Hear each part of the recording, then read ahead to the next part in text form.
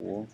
On a vu, Pierre, le volet secondaire, donc la course à pied des jeunes. On voit que les filles sont en rose, manchettes roses. Ouais. Les garçons, manchettes jaunes et culottes noires, des shorts noirs. Il y a beaucoup moins de garçons que de filles. Mais ça, c'était surprenant. D'abord, le projet est lancé dans les écoles répondent présent, et ensuite, ils se tournent vers les élèves qui est intéressé à faire l'événement.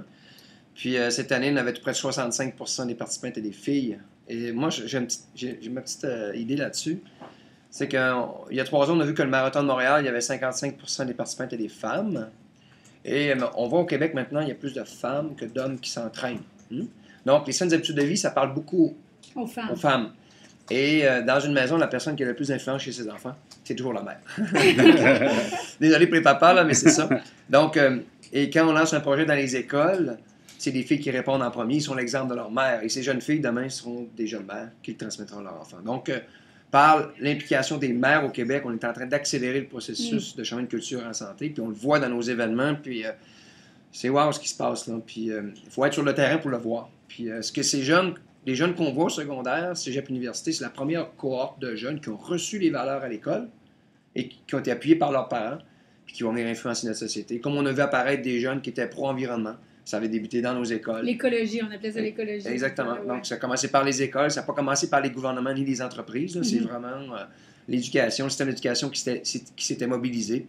C'est exactement ce qui se produit au Québec. Au Québec, on est vraiment une des premières provinces à mettre autant d'efforts. Une question également sur le fait, en fait, comment tu fais pour créer l'engouement du Grand Défi Pierre Lavoie? C'est rendu glamour maintenant de faire le Grand Défi. Est-ce que ça a été difficile d'en arriver là? Bien, il fallait le faire autrement. Il fallait regarder tout ce qu'il y avait de randonnée au Québec, puis faire quelque chose de totalement différent. Puis moi, je croyais beaucoup à vivre un buzz. Pour vivre un buzz, ça prend 3 choses.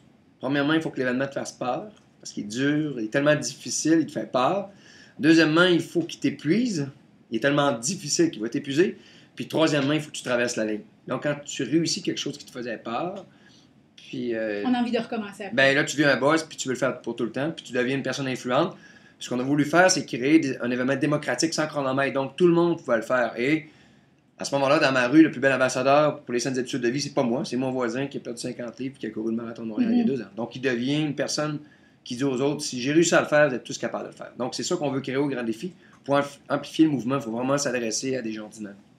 Merci Pierre, on poursuit la diffusion du documentaire.